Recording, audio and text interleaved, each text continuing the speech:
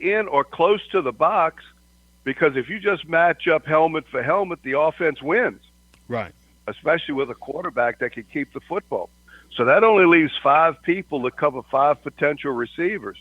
So it's really, it's really, really tricky to be able to do that.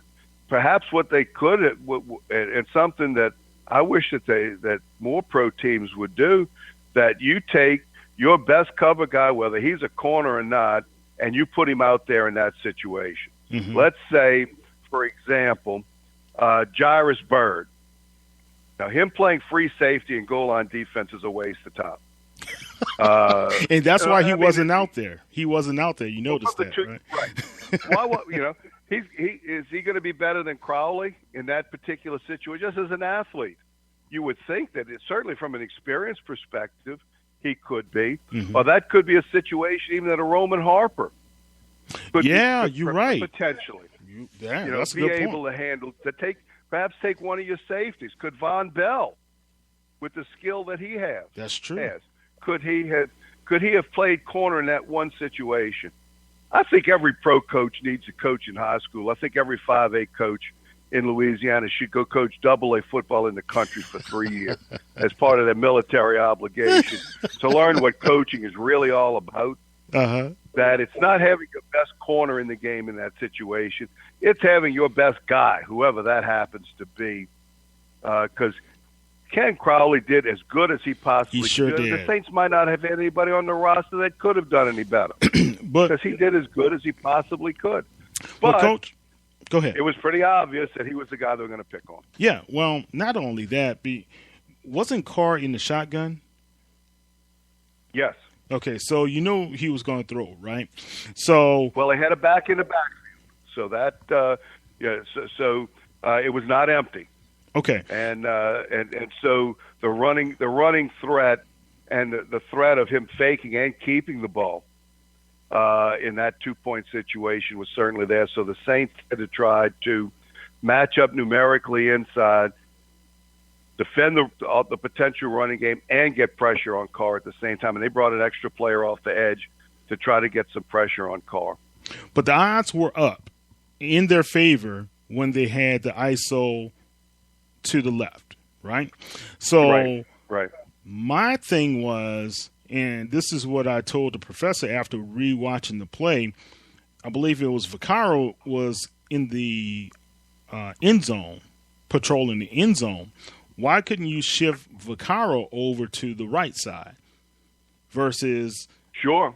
Because I think P.J. Williams matched up a lot better on Cooper than Crowley by himself over Crabtree. And, especially when you saw the photo and the size differential there, right? Or How about this? You have this big, lanky 6'8", 6'10" guy on the sideline there in Coleman. Why wouldn't you try to put him on defense? Let him try to knock down the ball or something, Yeah, that's what I was kind of alluding to. It. You got to take in figuring out those situations. You've got to figure out how to use your entire roster. That's right. Throw him for a loop. And it's got to be in planning and being able to do that in planning. You can't just do that on game day and say, "Hey, go get them."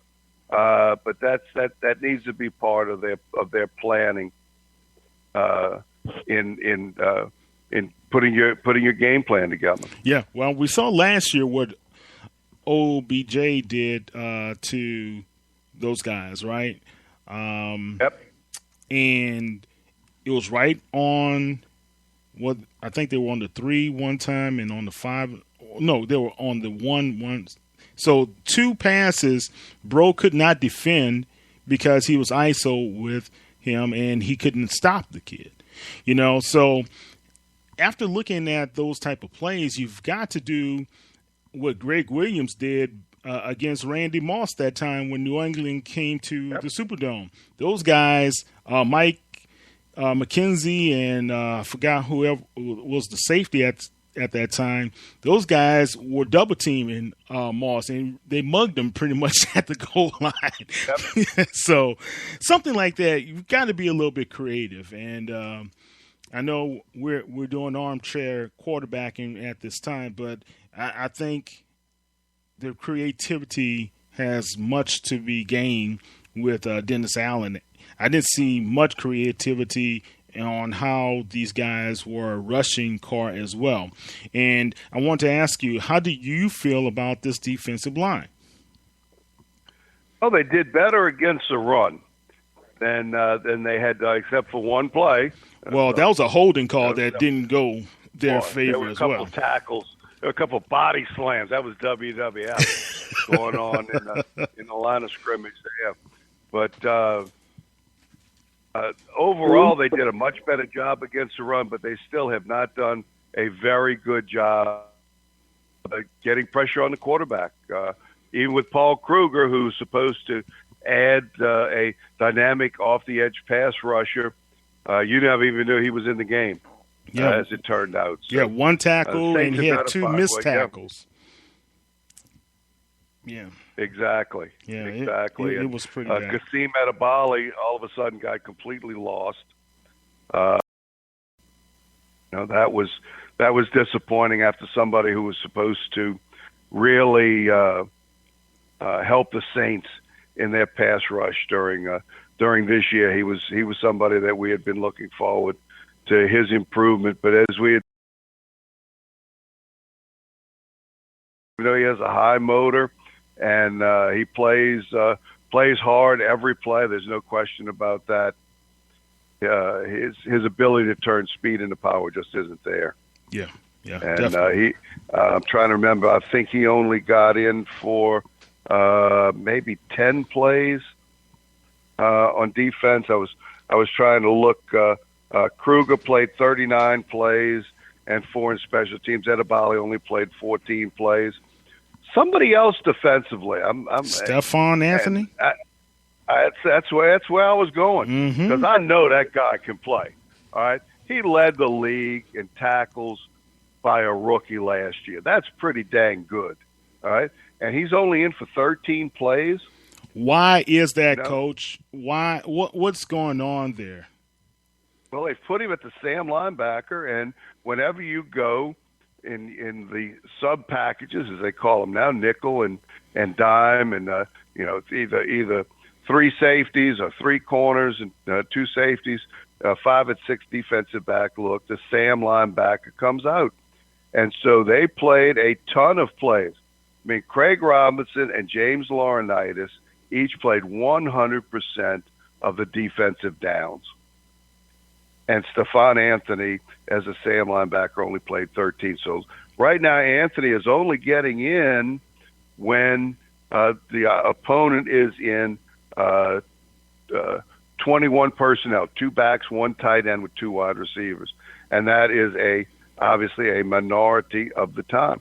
So the Saints have got to be feeling right now that Craig Robertson, the free agent from Cleveland, who's a good player, no doubt about that, but he's ahead of your first-round draft choice from last year, who played well last year. I'm not certain if they really know how to use Stephon Anthony properly. And we talked about that. Remember, Professor, on last night. It's a misutilization of the talent. You have a young man who was your leader. And I guess what's more than baffling to me is I understand that Laurinaitis has a lot of experience, but when you brought him in, you pretty much said to the kid that you anointed as your new star in the middle of the defense and your captain of the defense, that after your first year, especially after you had all these tackles, we feel as though you're not capable of doing the job. Right. And I could understand moving him out of the play calling position. That put some responsibility on him last year that he really should not have had. That was child abuse. But there's another linebacking position that when you're going with two linebackers, a 4-2 or even a 3-3 type look, he should be in the game. I can't. I'm just really at a loss. And what I thought before the season, and this is more my own opinion than anything that I saw them do. I thought that Anthony in base defense would be the sandbacker, and then when you went to nickel looks and dime looks, that he would move inside and get a better athlete than James Laurinaitis at the middle linebacker. Yeah. Well, that obviously is not part of the plan. And that if Ellerby is in there, Ellerby's going to be your weak side linebacker. If Ellerby can't go, Robertson or Nate Stupar would be able to go in there. Robertson and now this is only a one-game sample with them playing their real defense and not their preseason defense where you're getting a false look at everything. Because Robertson didn't play any weak linebacker that I noted during the preseason, and that's all he played. They played with two linebackers, Laurinaitis at Mike and Robertson at the weak side linebacker. Both of them inside backers, really, in a 4-2-5. But I didn't think that Laurinaitis was going to be good enough in space to play every down. He's a better athlete than I thought. Seeing him live from ground level in practice, and that's commendable. I'm not sure if he's the every down linebacker though, because in space he's that. I think Stephon Anthony is better. Yeah, in my opinion, from the tape, I thought he still was kind of weak on some coverage. So, and he did miss a few tackles there as well. Okay. Looking at what these guys are going to face on Sunday, Coach, how do you feel the Saints are going to fare out? Wow. I'm hoping, because the Giants have improved defensively. They spent a lot of money in free agency on the defensive side of the football. Yeah, they did. And they did a really good job last week in stopping Dallas's running game. They went into that game knowing we're going to put all the pressure on Dak Prescott, and Dak did a nice job, about what you would expect. But you certainly expect the Dallas offensive line and the fact that they wanted to highlight Ezekiel Elliott. You certainly would have expected a better running game out of the Dallas Cowboys, but the front of the New York Giants is certainly better than they were last year. The Saints have got to be able to hang in there somehow, keep Drew Brees clean. It was good to see Jari Evans out there, even though he still wasn't in quite good enough shape. Yeah. For him to play every down, but as I believe he only missed 10 snaps in the game. So that part was pretty encouraging. Wasn't it remarkable how much better the offensive line looked, being able to get Jari Evans back, and on the right side with that, it was like they never missed a beat over there. And now Pete is able to settle in at the left guard position. He's much more comfortable, obviously, in a left-handed stance than he is in a right-handed stance. Right. I think they did an outstanding job, after being very suspect the whole preseason, right? I liked what I saw. They did a good job protecting Breeze. I know that one play where Breeze gave up the fumble was his fault more than the offensive line's fault, but absolutely, I really was pleased in what I saw. Now, do you believe they can get, of course, everybody can get better, right? Especially after your first game. But do you think the running game is still in a lot of flux right now? How do you feel about this? 8 yards total, but still. Yeah, and I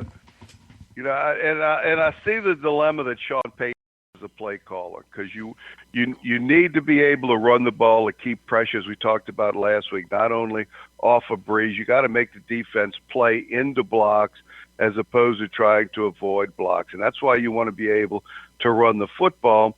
because if the defensive line is in a pass rush mode and using pass rush technique, they can't to defend the run, and vice versa. So it keeps pressure off of Breeze.